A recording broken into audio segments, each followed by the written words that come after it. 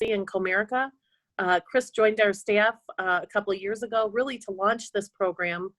He is well known throughout Southeast Michigan as the expert in philanthropic gift planning. So we're fortunate to have him here on staff at Schoolcraft College. One of the things that I wanted to mention is after this webinar, virtual convening, is over, we will be emailing out complimentary materials to help you with your own gift planning. Typically we have those, you can put them in a binder and put all your thoughts and wishes and information in one place that you can take to your attorney and or your financial planner. So look for that to come after, and Chris might speak a little bit about that at the end of this. At this point, I want to turn it over to Chris Kelly, and thank you for joining us. Chris? Good morning. Thanks, Dawn. I want to quickly make introduction to our speaker this morning so that he has time to share with you his expertise, and we also have the ability to answer any questions or open up for discussion. My friend Brandon Grysko is an attorney with the firm of Fasson Bon here in Northville. His practice focuses mainly on estate planning, but also on business law and counseling. He's a graduate of Western Michigan University's Cooley Law School, where he graduated, I might add, magna cum laude, second in his class. So you can see this is a man who works very hard and knows his stuff. Prior to becoming an attorney, Brandon was a police officer for 6 years. So again, this is a gentleman who knows both sides of the law, so we all better behave on our call today. Using all of his expertise, Brandon has written an article, Estate Planning for Police Officers, a Call to Action, that was featured in the Michigan Police Chiefs magazine. He has a blog where he discusses estate planning issues as well as business law issues. And if that isn't enough, Brandon has a lovely wife and currently 2 lovely daughters. And there is also a Grysko in the works. He and his wife will be welcoming their new son in November. So without further ado, let me turn this over to our speaker today, Mr. Brandon Grysko. Brandon? God willing, Chris, thank you very much. We're blessed to have the family that we do. And I'm grateful to be here and happy that you guys all could join us for this estate planning conversation. Jen, I don't know if you have the capability to put the slides up at this point.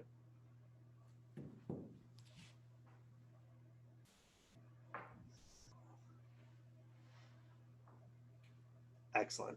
So estate planning isn't what you think it is. With me, Brandon Grysko. So again, really grateful to be here with you guys. Jen, you can go ahead and move on to the next slide. I think one of the biggest things is with client, I suppose I should probably talk about this for a moment first.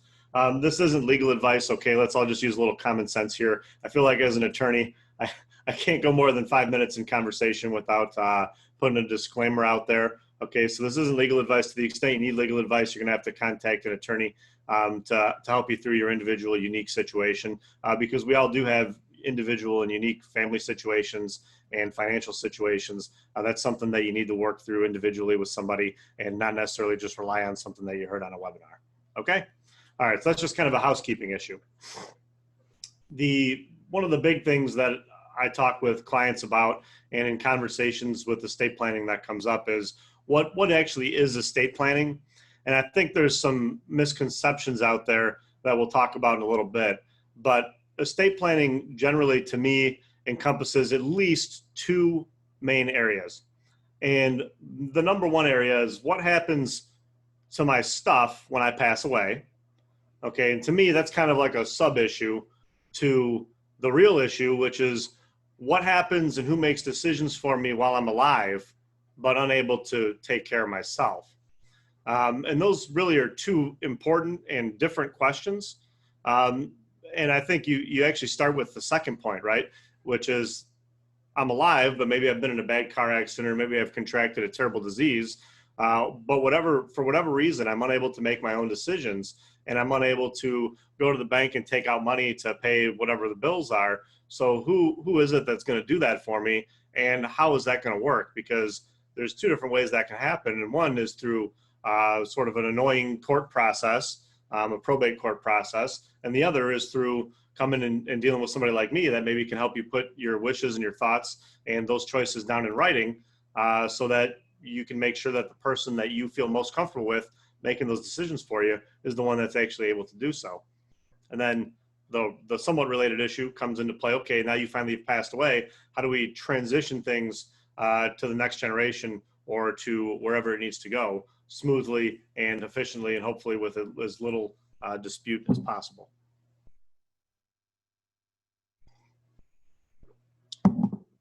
So I want to talk a little bit about some myths and some realities surrounding estate planning. And one thing I think that we hear from a lot of people is that, well, this estate planning thing, it's really only for the top 1%.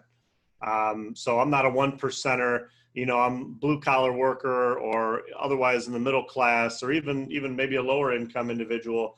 And so there's really not much in this for me. Well, that's not true. The fact of the matter is that there is something for everyone, but it's just a matter of finding what's right for you and for your situation. Now, based on your circumstances, your plan may not look like my plan, may not look like Chris's plan, and that's okay, because we all have different, unique family financial type situations. So it's really not so much about, well, I got to get more so I can do more. It's more of, okay, what do I do with the things that I have and with the position that I'm in?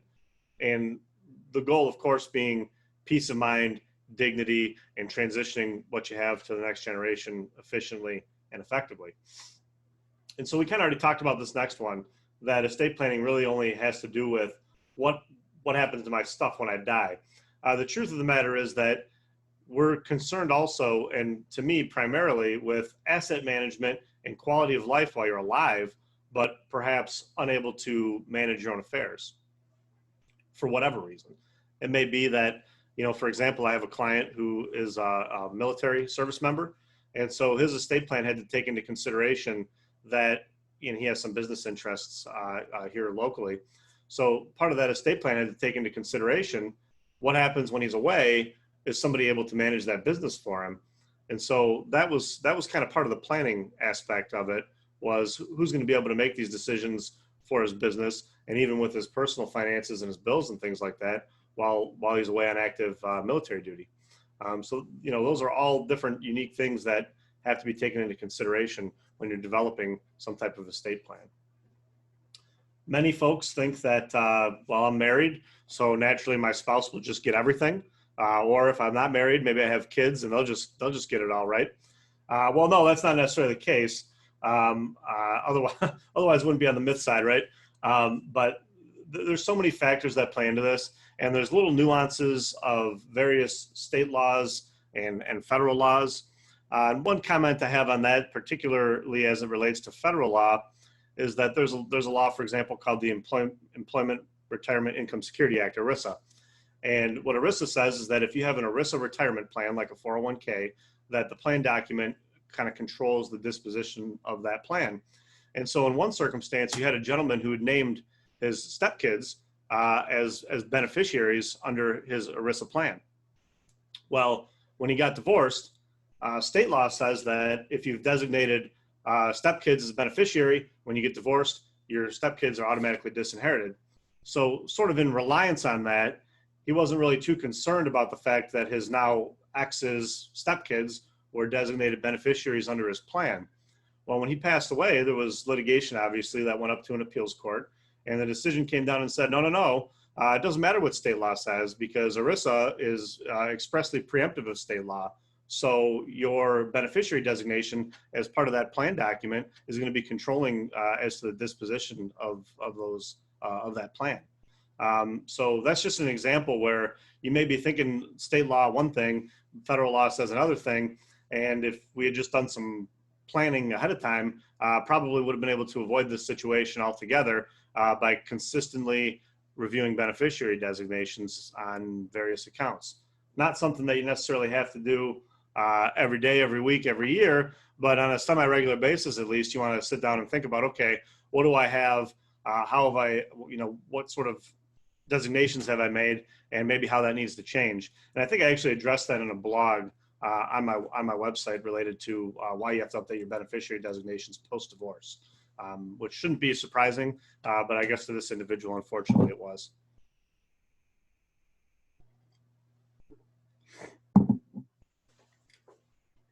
So the COVID-19 situation has really, to me, highlighted the importance of engaging in pre-planning. And when I say pre-planning, I mean planning for all this stuff that we've been talking about, this estate planning thing, planning for all this stuff before something happens. Okay, some folks, unfortunately, clients of mine at this point, thought they had time, and now they're in a healthcare facility or a nursing facility and realize that maybe they're not dying necessarily, but they're at a point where it seems to them to be imperative to get something in place to where somebody can make decisions for them, financial decisions, healthcare related decisions. And how do we make that happen now? Well, with the variety, litany of executive orders, healthcare facilities all have their own rules. For a period of time, there were state mandated restrictions on healthcare facility visitors and things like that. Nursing homes and rehab centers now have their own policies on visitors. And unfortunately, most of those seem to be that they're not allowing visitors. And so how does an attorney come in and try and play into that picture when it comes to trying to help you with your documents? We've had to jump through some hoops for people to try and make that happen. There are allowances for remote-based witnessing and notarization. It seems to me to be a bit difficult, to say the least. They didn't make it easy on us to do the remote-based signings. And just by nature of the types of clients that I'm talking about here, not all of them are hip to technology. Okay, so it's very difficult for some of these people to engage with me via Zoom or via telephone. So that's another challenge, just the virtual communication barrier. Some folks may even be hip to the technology, but they're just very hard of hearing to where it's difficult to communicate other than in person, where they can physically, see you and read your body language and things like that. So those have all been some difficulties. From an ethical standpoint, as an attorney, I have a responsibility to my client, which would be the person that I'm doing estate planning for, to maintain client confidences and things of that nature. And so really, when I get a call, and this happens pretty often, I get a call from a family member, maybe a nephew or a child that says, hey, I want you to do a power of attorney for dad. Well, I can't, ethically, I can't just take you at your word that that's what dad's going to want. At least I don't feel like I can take you at your word that that's what mom or dad's going to want and draft up a power of attorney and say, here you go. I feel bound to talk to the client, have a discussion, and make sure that I'm authorized to deal with this family member. And I think that in some ways, we've seen things like elder abuse, or maybe not abuse, but at least taking advantage of an elderly parent or an elderly aunt or uncle by way of, hey, this is what they want. Can you go implement it? Yeah, I could, but I'm not going to, not until I've had a conversation with the client, advised them in writing that if they want me to deal with this person, that there's going to be some sort of waiver of attorney-client privilege involved with that, and obtain written authorization to discuss these matters with the family member. And so that's something I take very seriously. It's something that I view as being a level of protection for my clients that, no, I'm not just going to engage in this very important discussion with somebody without your express authorization to do that. And so in some ways, some people may view that as a barrier that I'm putting up, but I view it as a shield.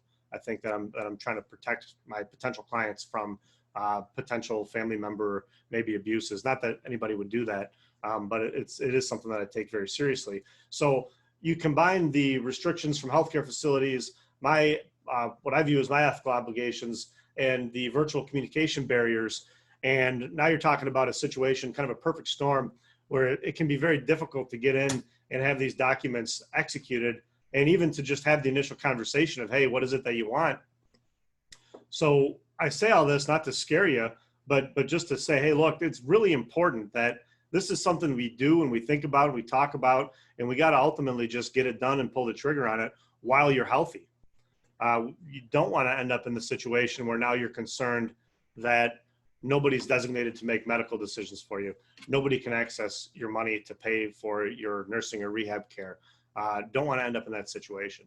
And if you think that this is something that is only going to happen to you when you're old, so you can do it not, so you can not do it now and put it off till later, that's a risk that maybe you want to take. But I'll tell you that I have clients that are totally incapacitated that are quite young, younger than you would believe. So you never know what's going to happen, and your family, otherwise could be stuck waiting on the probate court to approve guardianship and conservatorship.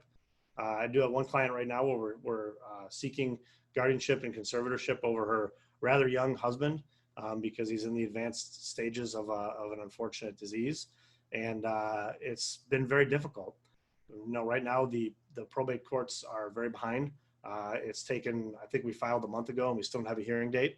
And in the meanwhile, $50,000+ in assisted living expenses have piled up. That's, let me say that number again, $50,000 in, nursing rehab care expenses have piled up.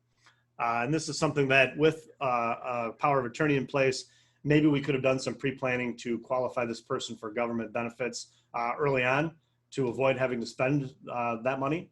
Or maybe, if nothing else, maybe she would have been able to access some of his retirement benefits to fund the care, so that we're not staring down the barrel of a $50,000 debt and potentially being rejected from further care from the facility.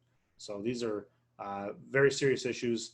And I say, don't wait for your personal pandemic. Obviously, we're in the middle of a global health pandemic, but if you're not affected by it, great. It's time to get in and get your estate planning done because you don't want to wait for your personal pandemic to come in and wipe you out. And now things all of a sudden have become much more difficult for not only for you, but also for your family.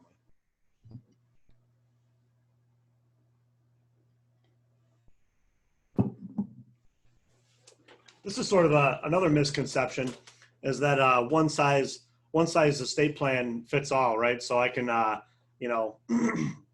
can look over the shoulder of what my neighbor did or what my family member did and assume that that's also going to be right for me.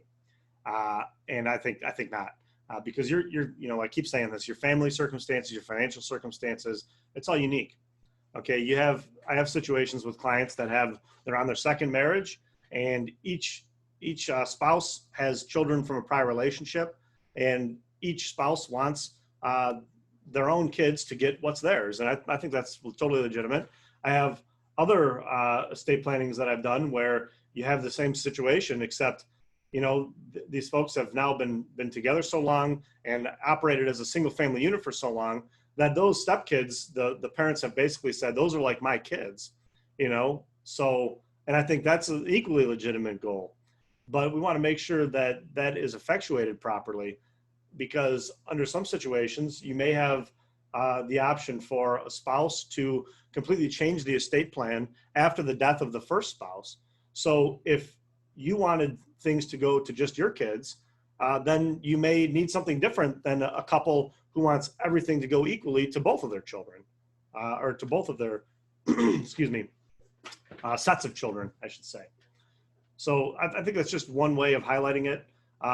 You have new parents with young children, like me, for example. I got a 4-year-old, a 2-year-old, and a little boy on the way, God willing. So, I felt that a trust was right for our situation because I want to make sure that there's somebody in place that I trust, that I have designated to manage what I leave behind for my children in the unfortunate and unlikely event that something happens to me and my wife, that somebody's going to be able to manage that money for the benefit of my children and allow them to grow up in the manner of living that I would want them to, and that they would maybe be accustomed to. But a single person that maybe doesn't have any children may not need to do all that, unless there's some other overriding circumstances. So, these are all different things and different family situations that I consider very seriously when I'm doing estate planning. People with disabled children, or that may want to leave something to a beneficiary who has a disability or some type of special need, or maybe in some cases I've seen even a drug or alcohol addiction. These are special circumstances that have to be addressed in an effective estate plan. Otherwise, you could be really hurting them, unfortunately, by maybe disqualifying them for government benefits, or maybe in the case of somebody that has problems with drugs or alcohol, perhaps that money is all going to something that we don't want it to go to, right? So, especially in the latter case that I talked about, you can have a trust that says that, the trustee has discretion and should make sure that, the person is going to AA meetings or NA meetings or receiving regular treatment, providing proof of regular treatment, and for disabled children and beneficiaries, very similar provisions that allow them to continue to qualify for government benefits while still allowing them to live in the manner in which they've been accustomed to, potentially. So very important to think about all these different situations. So I kind of, for the presentation, I tried to stay away from being overly text driven in the presentation. And so this was part of that effort. The divorced desperado is an example of a potential client that came to me with what he thought was a very simple, sorry, could you go back, Jen? Thanks. Well, an example of a client that came to me with what he thought was a very simple situation, but unfortunately, with maybe 5 minutes, I realized that it wasn't so simple. But this gentleman had previously married, divorced, not on the best of terms, and now is involved in a prior relationship with a different young lady. And he just bought a house, and it was in his name alone. And he said, I want to leave this house to my girlfriend for her lifetime, and then after that, after she dies, it goes to my kids because I want her to stay in it and live in the house. I said, wow, that's great. But what happens if she moves in a new boyfriend? Do you still feel that way? And he kind of thought about it, and he was like, I don't know, do I? Probably not. You know what I mean? What if she stops paying the insurance on the house or the taxes on the house? What's going to happen now? So sometimes folks think that, oh, this is a really simple situation. I just want X.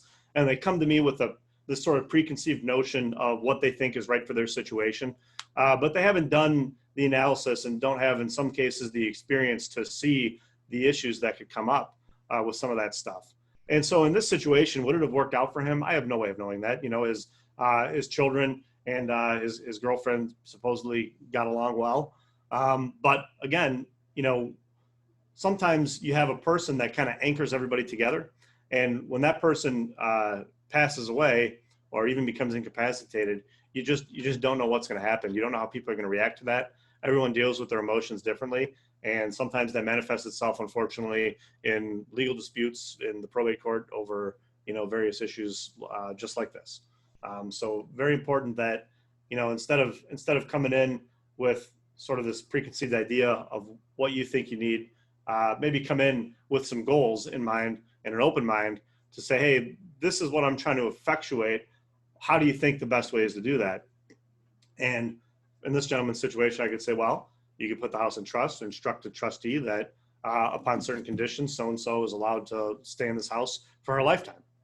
Not overly complicated, really, probably more expensive than a simple deed, so to speak, but also a unique and tailored solution to an issue that avoids potential future disputes. So just one example of issues that can come up and how, with the proper approach to it and an open mind, those things you can kind of head them off.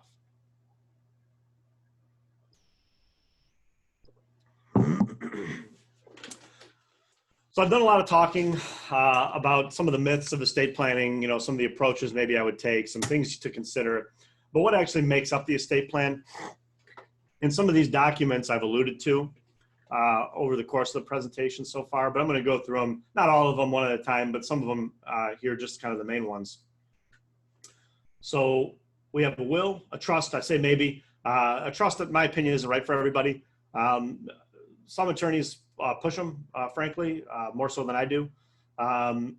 I think it just is situation dependent, just like everything I've been saying so far. I think it just depends on your situation.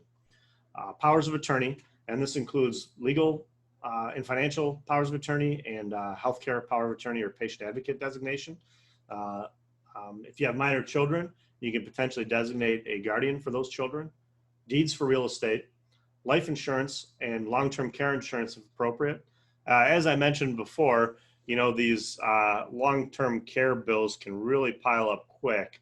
And I don't know off the top of my head, but I want to say the average cost of, a nursing facility is probably like $8,000 a month.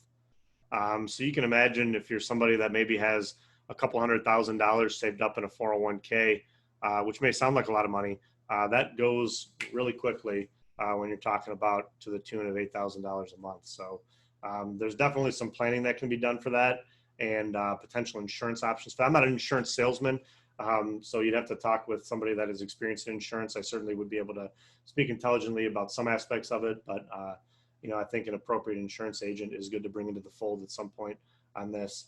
And then with your financial advisors and other types of accounts that may allow for beneficiary designations, you want to have properly updated beneficiary designations to make sure that whatever you want to have happen with your stuff is actually what's going to happen to your stuff.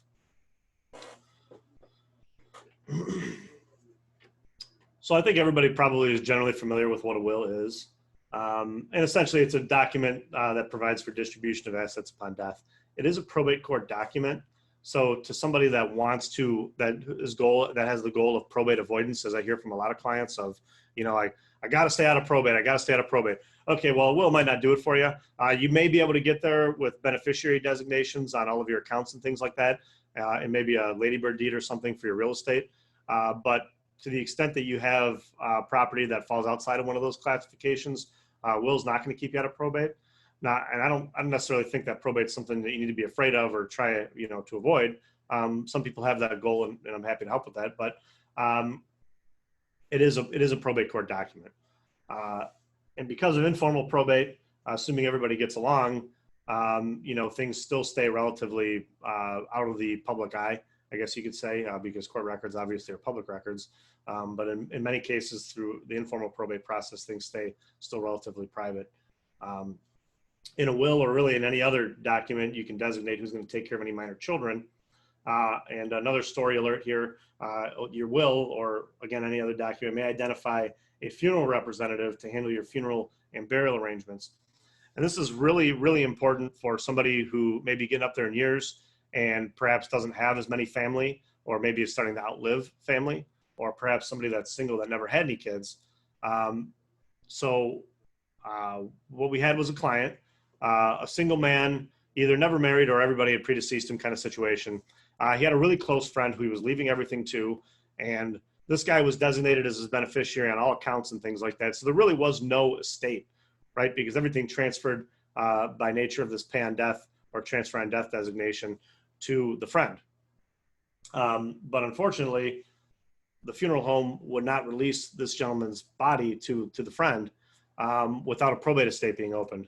So this friend had to go through this whole rigmarole of opening up a probate estate, waiting a certain amount of time for that to happen, getting letters of authority, providing that to a funeral home, all because he wasn't a blood relative of this gentleman, with priority under the statute that authorizes funeral home representatives. So what I do for a lot of my clients is I provide this designation directly in the will that says this is the person that's designated to handle my funeral arrangements. And the beauty of it is that the statute says that even if there's no probate estate, if you designate somebody in the will as your funeral representative, then they can still manage your funeral matters. So I take advantage of that and do that for a lot of my clients, particularly folks that are starting to outlive family members, or maybe don't have very many family members or are estranged from them. Because the last thing I want is for a client to pass, their loved one, friend, close friend, to come to me and say, "Hey, I got to open up a probate estate just so I can bury my buddy." You know what I mean? That just didn't seem right to me. So it's something that I've been incorporating now ever since into my planning documents.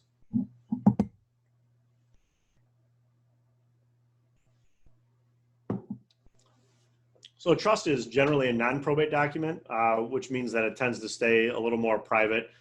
Generally doesn't become a court record unless there's some type of contest in which the trust needs to be admitted into the probate court for a judge to decide disputes.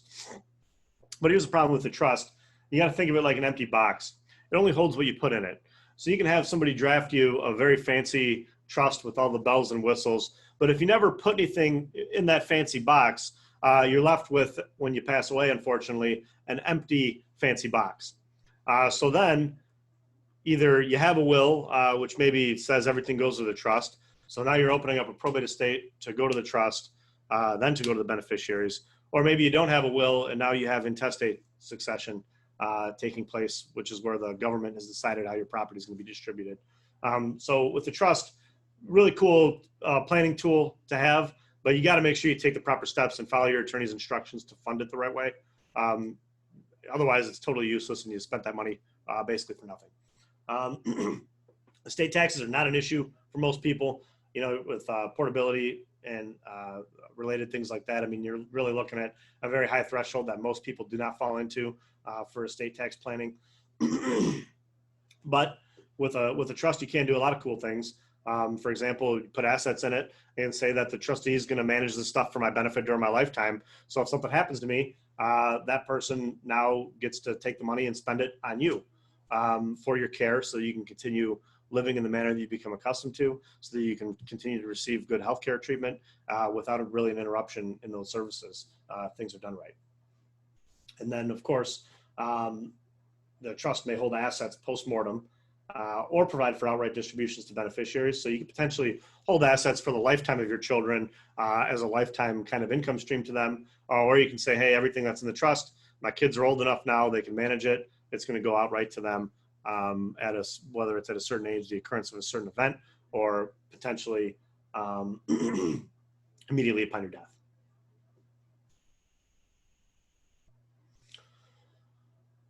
So a power of attorney for legal and financial matters allows an agent, you designate an agent to act on your behalf.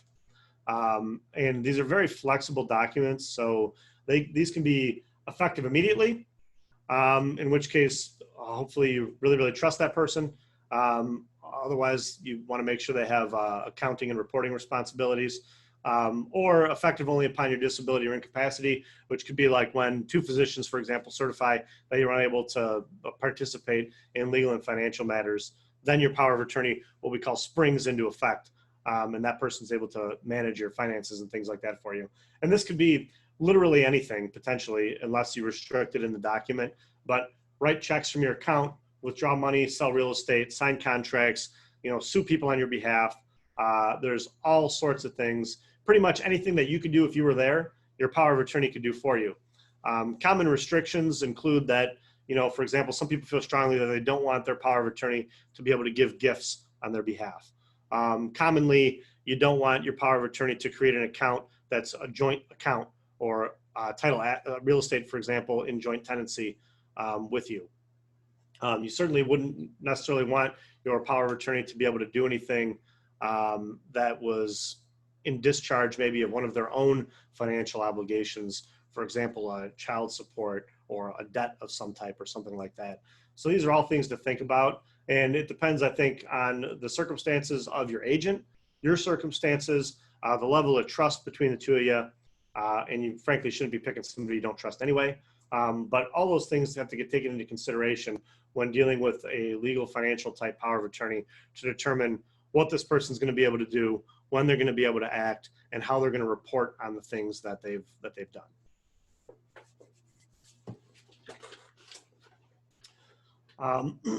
A power of attorney for healthcare or a medical power of attorney, also known as a patient advocate designation, allows you to name a patient advocate. And this is somebody who's going to make decisions related to your care, custody, and control as it pertains to medical type decisions. This is probably, in some people's minds, much more important than the legal and financial stuff because, again, it's just stuff, it's just money. But when you talk about living out to the end of your days with dignity, dying with dignity, somebody making very important, very sensitive end of life and long-term care decisions, yeah, this is a big deal. So folks think carefully about this and about what level of authority they're going to grant their patient advocate. This does potentially also avoid some of the things we talked about earlier in terms of seeking guardianship through the courts. You can nominate your patient advocate to be your guardian in the event that one becomes necessary for whatever reason. And if one never becomes necessary, then they have essentially the same authority or similar authority to what a guardian does have, and without having to go to court. So this is a good thing for your care, custody, and control as it relates to medical type issues.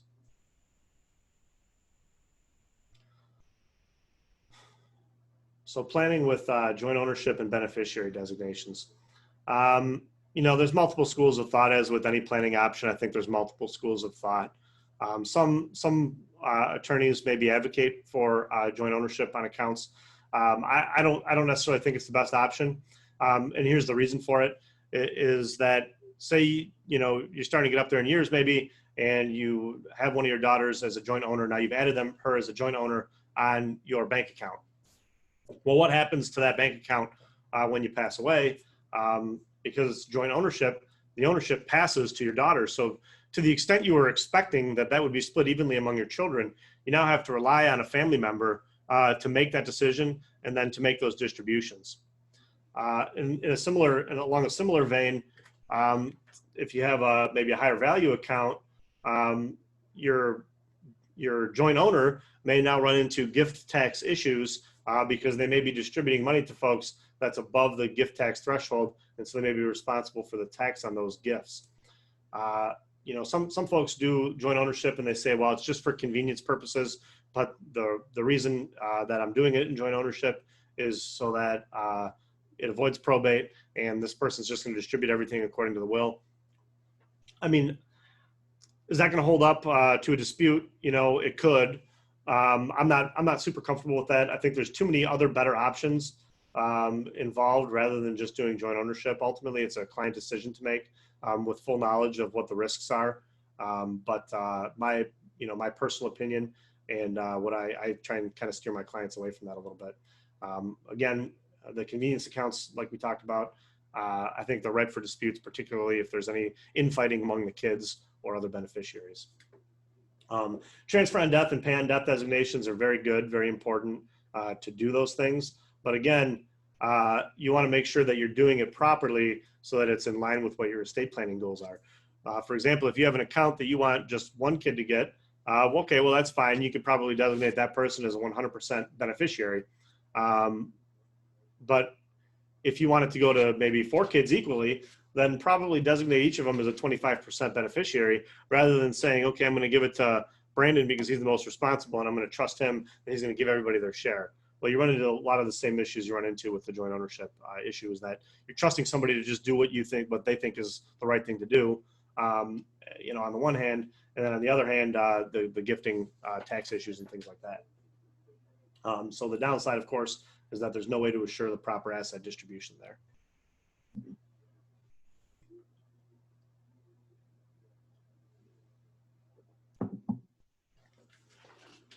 So charitable giving, this is a very important topic. We live in, and Chris could back me up on this maybe, but we probably live in the most charitable country in the world in terms of the amount that Americans give to charity every year. I don't have the numbers or the statistics on it, but I know that I know that in a lot of cases it's true. So many people do have charitable goals, and to the extent that you have charitable goals and you feel, whether it's a moral issue or you feel that you have an obligation to society to help people, or whether it's a religious issue, many people do have charitable intent and charitable goals. And there's many, many different vehicles and intricacies involved with these charitable gift options. So don't think that this is all there is. There's so much more, but we only have so much time to go over it. One thing that is interesting that I've seen a lot of clients do is that they have charitable giving powers in either a power of attorney or a trust that says that if somebody's acting on my behalf, either as attorney in fact under a power of attorney or as trustee under a trust, they can continue doing charitable things consistent with what I actually did when I was able to do these things myself. Or even a step beyond that is that in their discretion, they can, do charitable type things. And I think that's pretty powerful I think it's pretty powerful and a good thing that you obviously have to trust whoever your agent or your trustee is enough to authorize that. But for somebody that does have charitable intent, I think that's really important that your power of attorney or your trustee be able to take that into consideration when managing your assets. We can also have a charitable bequest in a will or a distribution provision in a trust. Charitable gift annuities are contracts with charitable organizations that provide income stream along with charitable tax deduction. And then you have a couple different kinds of trusts, really more than a couple different kinds of trusts, but there are different types of charitable trusts that provide some income benefit to the donor or the donor's beneficiaries while also benefiting charitable organizations. So charitable gift annuity is the first one I'm going to talk about, and this is like I kind of mentioned, it's a contract between the donor and the charity. So they sign an annuity contract, and a set amount of money gets invested. The donor or beneficiary that the donor names receives lifetime annuity payments, no income tax, and then at the end of the contract, the charity receives the balance of those funds. And this is an option, again, for somebody that has charitable intent that maybe wants to benefit somebody or themselves with an income stream for whatever reason. A lot of different reasons potentially that could be in effect. And then at the end of that, you're still leaving a legacy with that charitable organization of your choosing. So very, very powerful tool here. And Chris, I know you have some expertise in charitable giving. So if you ever want to hop in at any point here, whether it's this slide or any other slide, feel free. But go ahead, Jen, you can go to the next one. So a charitable remainder trust is not unlike a charitable gift annuity. Essentially, an irrevocable trust is created. A gift is made to that trust. Income payments are made to a beneficiary for a specified period of time. The donor receives a tax deduction. And then at the end of the period, the remainder, the residuum, if you will, passes then to the charitable organization. And then you have a charitable lead trust, which is basically, in layman's terms, sort of like the opposite of a charitable remainder trust, where the charity is the one receiving the income payments, and then the donor can designate the remainder to either himself or herself or certain specified beneficiaries.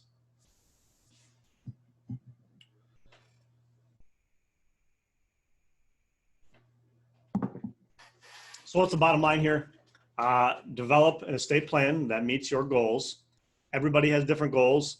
You know, if you are charitably motivated, you want to make sure that this is something that is being actively pursued through your planning.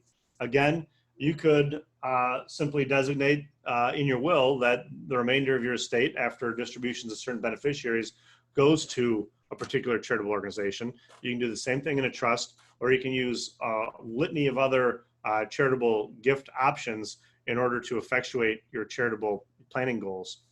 But it's really important to put this stuff down in writing, think about it, talk about it with a trusted loved one or trusted advisors, and then actually take the steps to implement it. It's going to give you peace of mind to know that you're leaving a legacy, to know that you're going to transfer things to the next generation or to a charity of your choice smoothly and efficiently. And it's going to give you peace of mind, hopefully, if you do it right, that you're going to be taken care of during your lifetime. And again, that goes to number 1 and 2 here. You want to make sure you can live out the rest of your days with dignity and that you die with dignity. And you also want to plan for that inevitable transition. As much as we might not like to think about this stuff, it's not just about mortality. It's about the impact that you can make while you're alive too.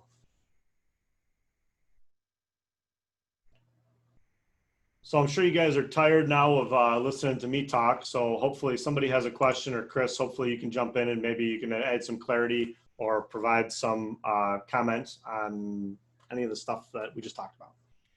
Well, we did have one question come in earlier, Brandon, about preparing these kinds of documents. There's the question is, should one go to an attorney to have these types of documents prepared, or can they use a kit or any of the online opportunities that are out there? What's your advice to someone who's considering doing this and wants to know what's the best path? Well, I'm not saying that that's a bad option, because to be honest with you, I haven't really had the opportunity to review in many cases, the legal Zooms out there or the other types of services that are out there that do things like this. I have had a couple of clients here and there come in with documents. A lot of times, my review of those documents, I kind of felt like, this might be, in some cases, it's sufficient, but we can really beef this up and really personalize it. So I think a lot of times those sort of form documents don't really take into consideration a lot of the things that I've talked about that relate to, how you might want to plan for your own unique personal situation. And just an example, the funeral representative designation is not something that you find in every will. You might not necessarily find a, designation, for example, for minors in there. Some of those sort of specific circumstances that really may not apply across the board to everybody. I think it's going to be really important that you still take that stuff into consideration somehow. Now, whether you go to an attorney or use one of those services, again, I think it's ultimately a client decision, but I think you're not getting the individualized attention that you would get when you talk with an attorney. So that's kind of my 2 cents on it. Another question that's kind of related, Brandon, and you touched on this earlier, but the differences between a will and a trust, and sometimes people wonder if they should have both. How should someone in their planning stages determine which of these two documents they should use? What's your advice? Well, I think you ride a fine line here, right? Because if I'm having a medical issue, you can certainly go on WebMD and try and self-diagnose or whatever, but I go to a doctor and then I do what the doctor says. So similarly, somebody that wants to do estate planning, I think that you come in with your goals and your situation, but I think you have to follow the guidance of somebody that you trust, right? And hopefully you have an attorney that you trust to try and guide you through that process. And there are a number of folks out there that push the trusts more so than I do, like I said. Maybe it's a financial thing because they're more expensive, maybe not, I don't know. But I don't necessarily think a trust is appropriate for everybody. Now, if you have a trust, you should also have a will. In fact, I think you must also have a will. I wouldn't let anybody get away without it. But if you have a will, you don't necessarily need a trust. But I think it's just an individual determination that has to be made based on the circumstances. And yeah, there's pros and cons, to everything.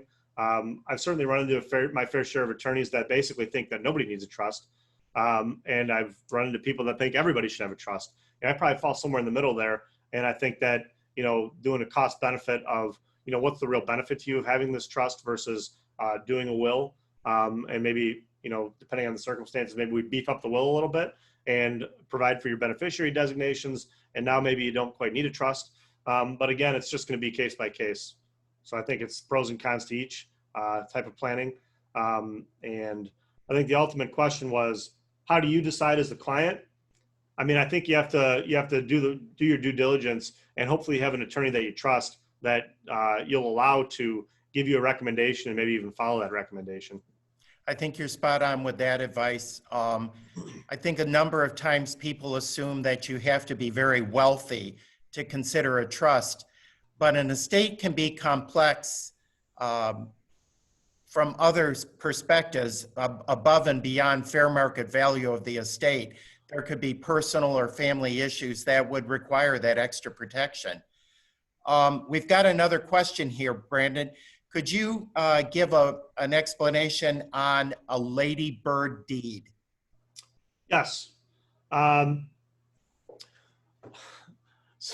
Ladybird deeds, in its core, I guess I can give you a legal explanation, but that's not really what you're looking for. What you want to know is, what does it do? A ladybird deed is a way to transfer property without having to go through probate, basically.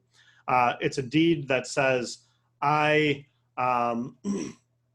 transfer my real estate to myself, with an unrestricted power to convey that real estate during my lifetime. I can sell it, I can mortgage it, I can lease it, I can keep the proceeds from all that stuff. But if I die and I haven't sold it or whatever, then it goes to whoever.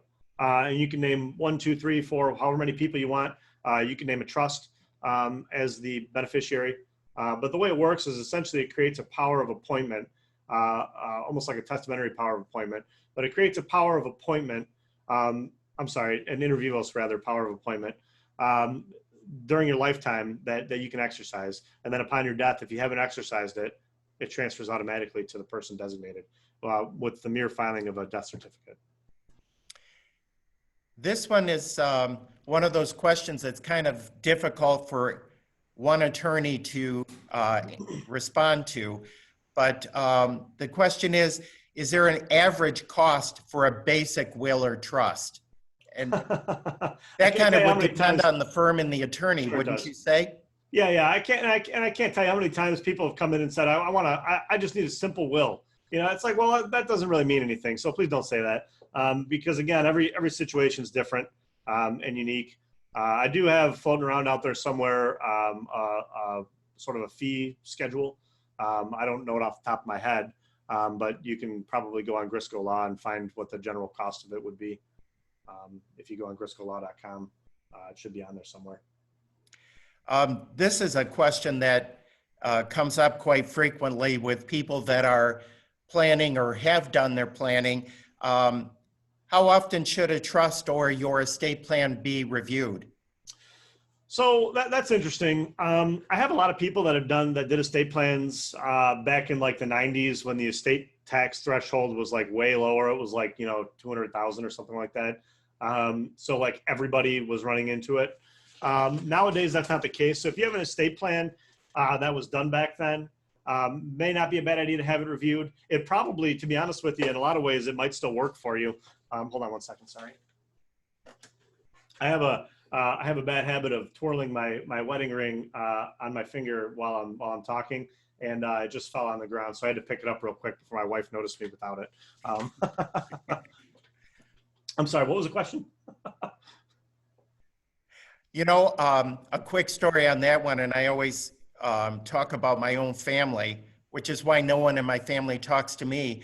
But my parents were fortunate enough to have attorneys and legal power within our family. My older brother is an attorney, my sister, my nephew is a judge. And you would think under those circumstances that they would have had all of the legal advice that they would ever need. But even in that situation, I was doing estate planning with the financial organizations that I worked for, and I asked my mom and dad about their will. And their first response was none of your business. But after that, I just mentioned, when was the last time you looked at it? And my mother did pull it out and noticed that it's still named guardians for my brother, my sister, and myself. And there are probably times that we do need guardians, but that's another story. But that's how long it had been. And we forget that even after retirement, our estates continue to grow, maybe not as quickly as they did during our working years, but there are still changes that occur, and our wills and estate plans need to stay current with those changes. So that's why it's not a bad idea to do maybe an annual review, dust it off, see if it still accomplishes the goals that you had in mind when you initially sat down and had the documents prepared for you. And it kind of leads us into our next and almost final question. Brandon, with powers of attorney or naming an executor, what happens if that designated individual were to become incapacitated or perhaps predecease who they are overseeing? Does that estate go into probate? What exactly would happen? So just a quick comment on the prior question first. I absolutely agree with you. Just to reinforce what you were saying, that you do need to dust it off every now and again. Double check who you've named as whether it's trustee or personal representative to make sure that that's still a person that you trust. and double check the distributive provisions of your will or trust to make sure that the people that your stuff is going to are still the people that you want it to go to, and in the shares and proportions that you wanted. So there's a lot of different little nuances to it. Not a bad idea to have it reviewed or to at least look at it on a semi-regular basis. So I'll just reinforce and echo what Chris said there. So powers of attorney terminate upon death. So if you designated an agent under a power of attorney, that power of attorney is not valid once you've passed away. So now you look to, who's the personal representative or who's the trustee, or maybe both in some cases. In either event, I am a strong advocate for you have to designate a successor, if not two, then at least one. I have clients currently who designated a client who's sort of disabled, but at one point he had capacity, and he designated his sister and her husband as his powers of attorney. Now he's alive. He's alive to this day, and we're seeking conservatorship, guardianship over him, because unfortunately his sister and her husband, who are both older than him, have passed away now. And so there was nobody else designated as power of attorney. So very, very important to not only pick somebody that you trust, but pick somebody that hopefully is gonna outlive you. That's a real problem we've run into, is that people pick somebody in their same age cohort sometimes, and eventually, everybody gets older, and those people start to drop off sometimes. So it's really, really important with all those documents to figure out who those people are going to be. And as you start getting up there, or as you start evaluating people that have medical conditions, to look back and say, okay, does it still make sense to have this person as primary? Or even if they are primary, maybe we can now designate somebody as secondary, perhaps a child that now has come of age and become more responsible, those types of things. If nobody is able to serve that you've designated either in a primary or secondary successor capacity, then the court is going to have to appoint somebody either through, while you're alive, through guardianship or conservatorship, or after you've passed, through some type of proceeding in the probate court, whether to appoint a personal representative or to appoint a trustee. Another option that you could consider in those circumstances would be to speak to your financial advisor or your private banker, because many times financial organizations, trust companies, and banks can serve as the executor. They can serve in a power of attorney capacity.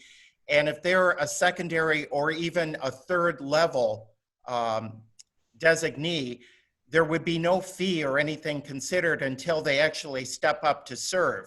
So it's a great way to make sure that if any of your primary designations predecease you or are unable to serve, that you have someone, as Brandon was saying, that will outlive you. I absolutely agree with that, Chris. I don't have a lot of clients that do that, though, as chance would have it, but it's not a bad option.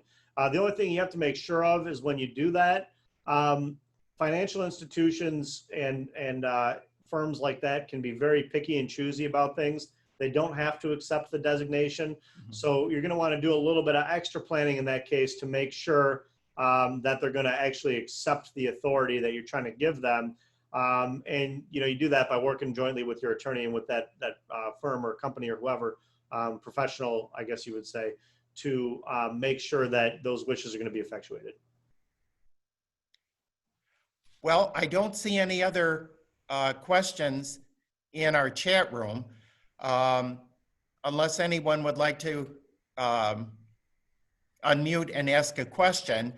One thing I do want to remind you is that, as Dawn Magretta shared with you when we opened up, we do have an estate planning book that basically is an inventory and can help put things in mind and help you when you go in to see your attorney. So you have an inventory of assets that you have already accumulated, your instructions on what you would like to see happen with your estate, who you would like to serve as a guardian for children, anyone that you are overseeing as a guardian.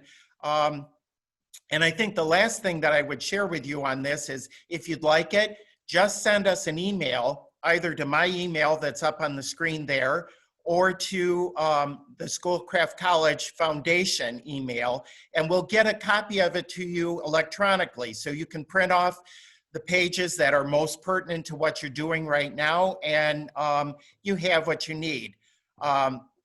Not last, of course, but most importantly, I'd like to thank Brandon for taking the time to share his expertise with us and to just give a good idea of what estate planning can be.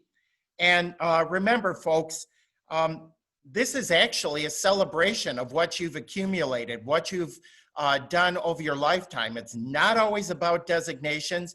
It's a great opportunity to take inventory and stock of where you're at today. So as Brandon said, you are comfortable. Thank you again for joining us. Hope you have a wonderful day, and let us know if you need anything. Have a good one.